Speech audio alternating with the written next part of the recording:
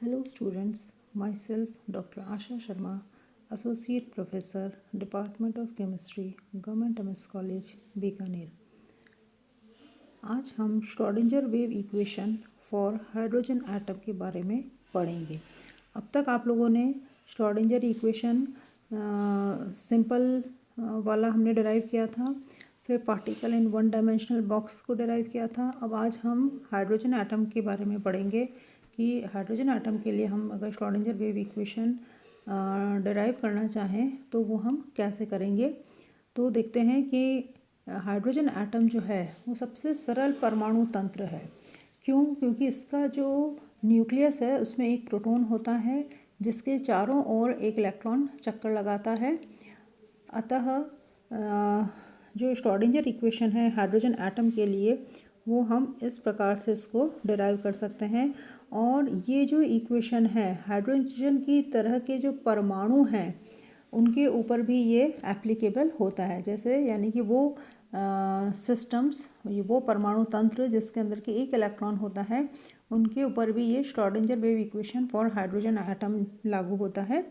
अब देखते हैं हम। तो सबसे पहली इक्वेशन हमारी है जो श्रोडिंगर इक्वेशन है H psi equals to E psi, या H psi total equals to E total into psi total.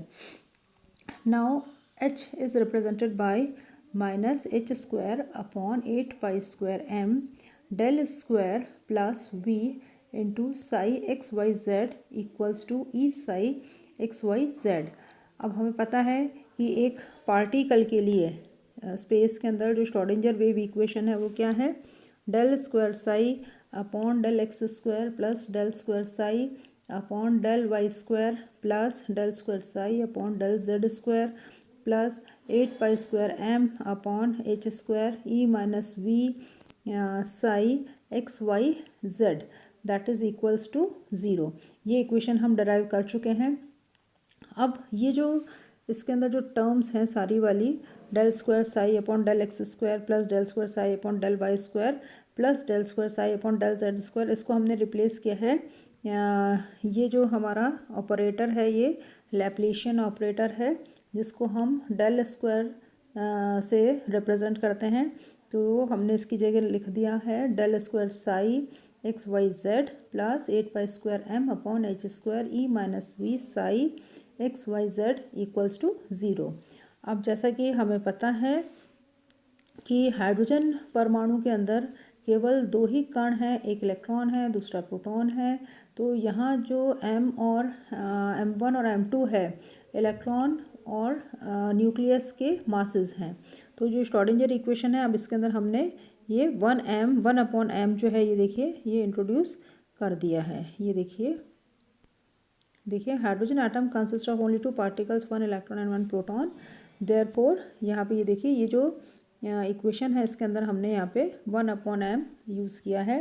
अब यहाँ पर m जो है हम उसको रिप्लेस कर सकते हैं रिड्यूस्ड मास म्यू से, और रिड्यूस्ड मास हमें पता है कि म्यू क्या होता है m1 into m2 upon m1 plus m2 के बराबर होता है।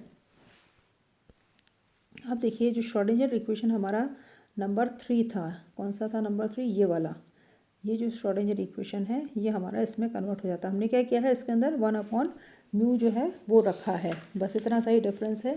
तो ये हो गया हमारा 1 upon mu del square psi X Y Z plus 8 pi square upon H square E minus V psi X Y Z equals to 0।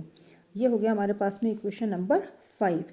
अब जैसा कि हमें पता है कि पोटेंशियल एनर्जी को हम इस इक्वेशन नंबर 6 के द्वारा रिप्रेजेंट कर सकते हैं, that is equal to minus Z E square upon R, where Z dash E is charge on nucleus and E is the charge on electron. Thus equation number 5 becomes, अब ये जो equation number 5 है ये हमारा ये इस तरह से चेंज होता है। इसके अंदर इक्वेशन नंबर 5 के अंदर अब हमारे पास में ये आ गया del square psi X Y Z plus 8 pi square mu upon H square E plus Z dash E square upon R psi X Y Z equals to 0। ये है हमारे पास में इक्वेशन नंबर 7।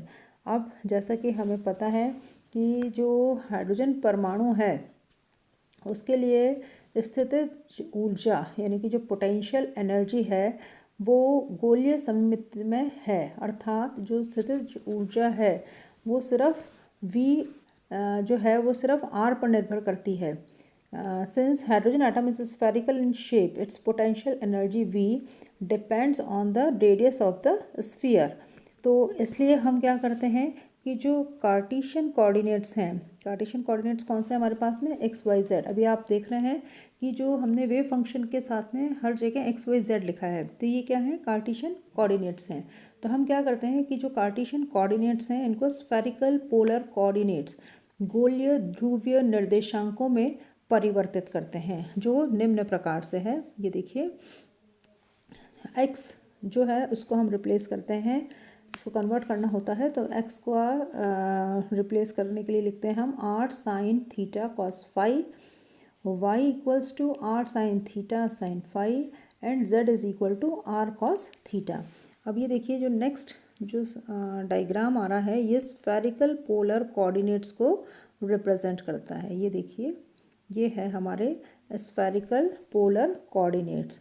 अब यहाँ पर आप यहाँ पे देख सकते हैं कि आपको ये दिखाई दे रहा है जो पोलर कोऑर्डिनेट्स हैं हमारे, पोलर कोऑर्डिनेट्स कौन कौन से हैं, आर है, थीटा है और फाई है, तीन हमारे पोलर कोऑर्डिनेट्स हैं। तो ये देखिए, ये जो पॉइंट पी दिख रहा है आपको, ये देखिए पॉइंट पी जो दिख रहा है आपको यहाँ पे, तो पॉइंट पी के ऊपर इसको एक्सप्रेस किया हुआ है।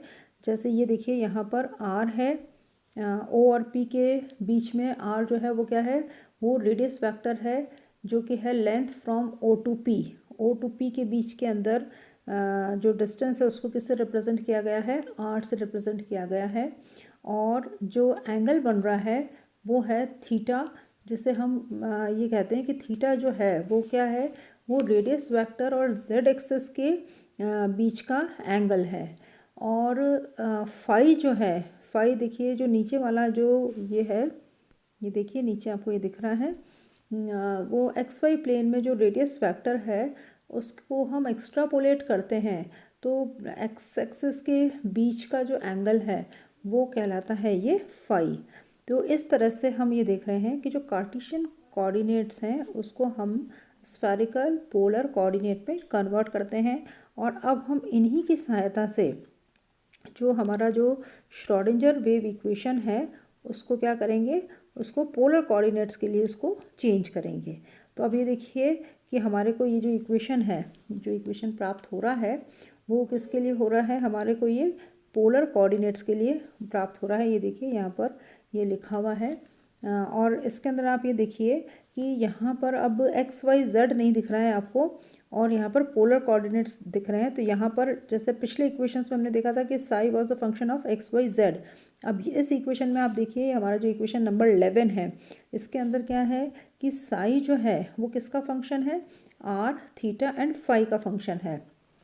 तो ये जो इक्वेशन है हमारी 1/r² del upon del R square into del upon del R plus 1 sine theta del upon del theta into sine theta del upon del theta plus 1 sine square theta del square upon del phi square bracket close multiplied by psi plus 8 pi square mu upon H square E plus Z dash E square upon R psi equals to 0।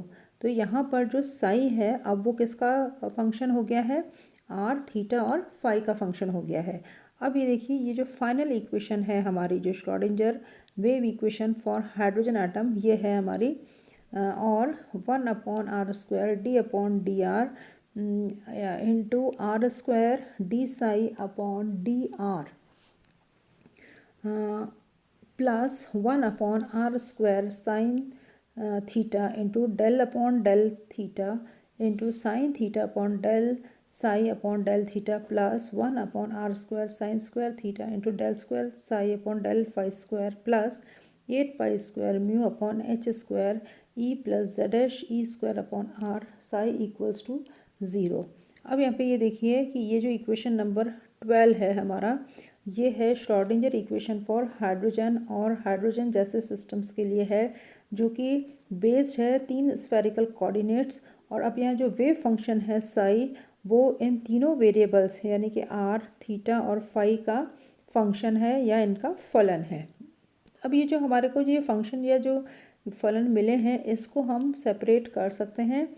तो ये separation into variables, इसके लिए हमारे पास में ये 3 equations हैं। इसके अंदर आपको सिर्फ ये पता होना चाहिए कि ये इक्वेशंस पूछी जाती है आपको एग्ज़ाम्स के अंदर। तो ये तीनों इक्वेशंस जो हैं सेपरेशन इनटू वेरिएबल्स, यानी कि अब इसमें देखिए जो हमने 3 इक्वेशन लिखी है, एक तो फाई की इक्वेशन है, एक थीटा की इक्वेशन है और एक आर वाली या रेडियल इक्वेशन कहलाती है। तो यहाँ पर ये देखिए जो सबसे पहली वाली जो इक्वेशन है, जो कि फाई इक्वेशन है, इसके अंदर देखिए del square Z upon del phi square plus M square Z equals to 0, ये कहलाती है फाई इक्वेशन। ये फाई इक्वेशन इसलिए कहलाती है क्योंकि यहाँ पे जो वेरिएबल है ये क्या है, सिर्फ एक ही है, वो है फाई। और यहाँ पर जो एम है वो क्या है, क्वांटम नंबर है एम। और सेकंड जो इक्वेशन है हमारी, जो कहलाती है थीटा इक्वेशन।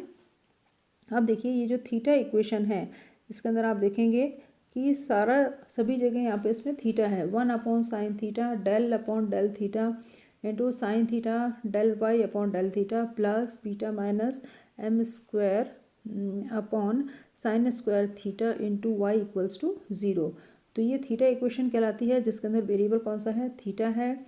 और ये यहाँ पर हमें प्रिंसिपल क्वांटम नंबर यहाँ पर हमें एल और एम यानी कि एजीमुथल क्वांटम नंबर और मैग्नेटिक क्वांटम नंबर के सॉल्यूशन इस इक्वेशन की सहायता से हमें प्राप्त होते हैं। और जो लास्ट इक्वेशन है आर वाली इक्वेशन, जो रेडियल इक्वेशन है, ये देखिए 1 upon R square del upon del R into R square del R upon del R minus beta R upon R square plus 8 pi square mu upon H square E plus Z dash E square upon R into R equals to 0, ये कहलाती है radial equation. तो ये तीनों equations बहुत important है, आपको इनको याद रखना पड़ेगा कि ये जो तीनों इक्वेशंस अगर आपको पूछी जाए तो आप इनको लिख सकते हैं। अब देखिए, अब हम इनका सोल्यूशन देखते हैं। आपको सिर्फ इसका सोल्यूशन पता होना चाहिए कि अगर फाई इक्वेशन है तो उसका सोल्यूशन क्या होगा। इक्वेशन आपको बता दी गई है। अब सोल्यूशन के बारे में आप देखिए, तो देखिए अगर हम इसका सोल्यूशन देखें, सोल्यूशन ऑफ फाई इक्वेशन, तो ये क्या है, Z phi equals to 1 upon under root 2 pi into E to the power plus minus iota M into phi. यहाँ एम मैग्नेटिक क्वांटम नंबर है, जो कि हमें क्या बताता है, it gives the orientation of electron in magnetic field. और z जो है ये कंपोनेंट है एंगुलर मोमेंटम का। तो possible value of z that is component of angular momentum is m into H upon 2 पाई। तो m की वैल्यू क्या हो सकती है यहाँ पे, 0 plus minus 1 plus minus 2 etcetera. अब नेक्स्ट आता है हमारा सॉल्यूशन ऑफ थीटा इक्वेशन। अब यहाँ पे ये देखिए सॉल्यूशन ऑफ थीटा इक्वेशन के अंदर यहाँ पे ये इक्वेशन लिखी हुई है, y theta equals to 2l plus 1 into upon 2 into L minus M factorial upon L plus M factorial raise to power half into P factorial M into L cos theta. अब यहाँ पे देखिए जो L है, L क्या है यहाँ पर, L is azimuthal quantum number. आप लोगों को ध्यान हो, अगर हमने लोअर क्लासेस के अंदर पढ़े हुए हैं, आपने इनऑर्गेनिक में भी पढ़ा होगा, क्वांटम नंबर्स पढ़े हैं, principal quantum number, magnetic quantum number, ये सारे जो क्वांटम नंबर आप लोगों ने पढ़े हैं। तो ये इसका जो सोल्यूशन है यहाँ पर, एल जो है वो क्या है, एजीमुथल क्वांटम नंबर है। और ये जो इक्वेशन है, इस इक्वेशन को हम लेजेंड्रेस इक्वेशन कहते हैं। इस इक्वेशन को हम क्या कहते हैं, लेजेंड्रेस इक्वेशन कहते हैं। हिंदी में सहचरी लीजेंड्रे फलन ये कहा जाता है इसको। और इसका ये जो इक्वेशन है, this equation is known as Legendre equation and has the normalized solution. तो इसका जो नॉर्मलाइज्ड सोल्यूशन है, ये देखिए यहाँ पर इसकी जो वैल्यू है उसको हम निकाल सकते हैं। और देखिए जैसे मैंने अभी आपको बताया था कि ये जो इक्वेशन है हमें एल और एम की वैल्यू बताती है। तो एल की वैल्यू क्या हो सकती है 0 1 2 3 4, एम की वैल्यू हो सकती है 0 +-1 +-2 एंड सो ऑन। तो इसका मतलब क्या है कि अगर एम एल और एम की जो वैल्यू है ये क्या होनी चाहिए, एम की वैल्यू क्या होनी चाहिए -L to 1 0 +1 +2 2 +L that is equal to M का जो मान है वो 2L + 1 के बराबर हो सकता है। तो L is here azimuthal quantum number and M as stated above is magnetic quantum number. अब यहाँ पे देखिए जो Z फाई और Y फाई है ये एंगुलर फंक्शंस हैं और इनके जो मल्टीपल हैं उसको हम स्फेरिकल हार्मोनिक्स कहते हैं। अभी जैसे आपको बताया था हमने स्फेरिकल कोऑर्डिनेट्स पोलर कोऑर्डिनेट्स पढ़े थे, उसी तरह से ये है स्फेरिकल हार्मोनिक्स, गोलीय हार्मोनिक्स इसको कहते हैं। तो यहाँ पर ये देखिए जो दो आपको ये दिख रहे हैं टर्म्स, यहाँ पे देखिए term X L M theta phi is called spherical harmonics. यहाँ पे ये देखिए the function psi R theta phi may be represented with two forms that is radial and angular as follows. ये जो हमारा फाई है, जो फाई को हमने क्या लिखा हुआ है ब्रैकेट में आर थीटा एंड फाई। तो यहाँ पे जो वेव फंक्शन है साई ये किसका फलन है, ये है आर थीटा और फाई का है। तो अब यहाँ पे देखिए जो आर है यानी कि ये जो आर इक्वेशन हमने निकाली थी तो उसके अंदर उसको हम क्या कहते हैं रेडियल पार्ट कहते हैं। और हमारा जो ये दूसरा जो पार्ट है जिसको कि हमने ये X L M theta phi से रिप्रेजेंट कर रखा है इसे हम कहते हैं एंगुलर पार्ट। और इस एंगुलर पार्ट को हम कहते हैं स्फेरिकल हार्मोनिक्स। और इसको देखिए इसको इससे रिप्रेजेंट कर रखा है इक्वेशन से X L M theta phi equals to Y L M theta Z M phi. अब हम आते हैं सॉल्यूशन ऑफ रेडियल इक्वेशन पे। तो ये देखिए रेडियल इक्वेशन को हम इस तरह से रिप्रेजेंट करते हैं और यहाँ पर ये देखिए जो टर्म है L 2L + 1 N + 1 bracket then L is लेगुरे पॉलिनोमियल्स। ये इसको हिंदी में भी लेगुरे पॉलिनोमियल्स ही कहते हैं।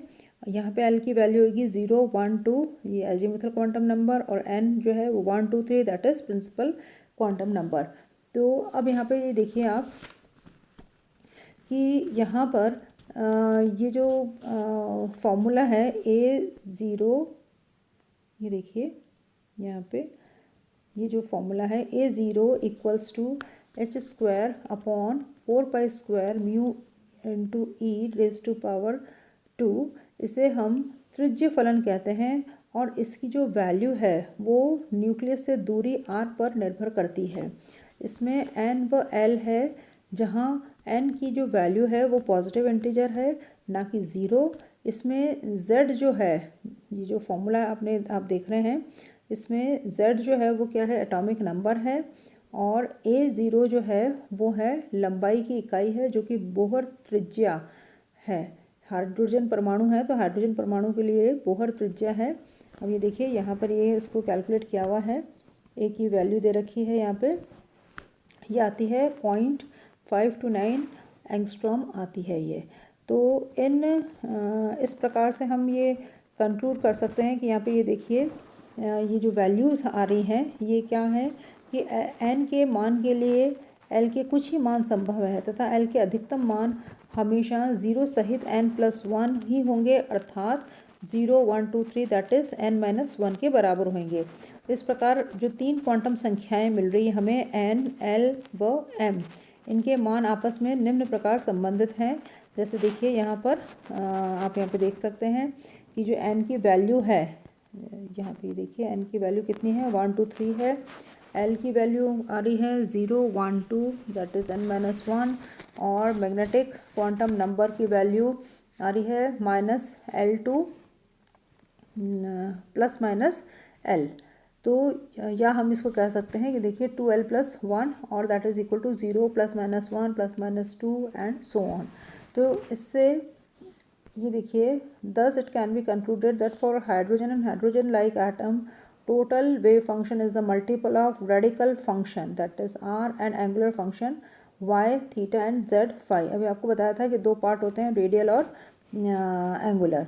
It follows the total wave function for hydrogen atom is, तो जो टोटल वेव फंक्शन है हाइड्रोजन एटम के लिए यानी कि जो साई है उसको हम इस प्रकार से एक्सप्रेस कर सकते हैं, psi N L M R theta phi equals to R N then R Y L M theta Z M and phi.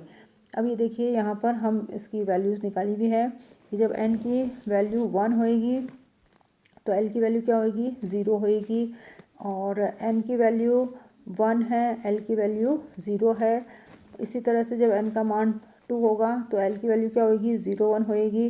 तो ये आपको पता है कि l जो 0 है वो क्या स्टेट को रिप्रेजेंट कर रहा है, s स्टेट को, और l की वैल्यू जब 1 है तो वो किसको स्टेट रिप्रेजेंट कर रहा है, p स्टेट को।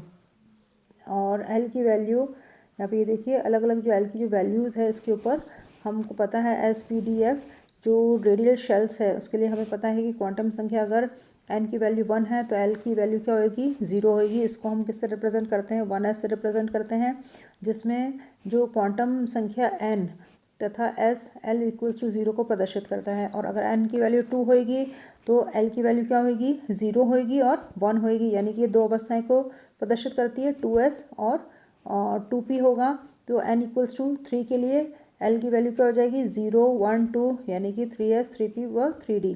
तो इस तरह से हमें पता है तो हम इसको वैल्यूज़ इसकी निकाल सकते हैं। तो ये अवस्थाएं इलेक्ट्रॉन की ऊर्जा को प्रदर्शित करती हैं तथा जिस प्रकार n ऊर्जा को बताता है इसी प्रकार l भी ऊर्जा को बताए, तो प्रत्येक अवस्था की ऊर्जा अलग अलग होगी। Thank you.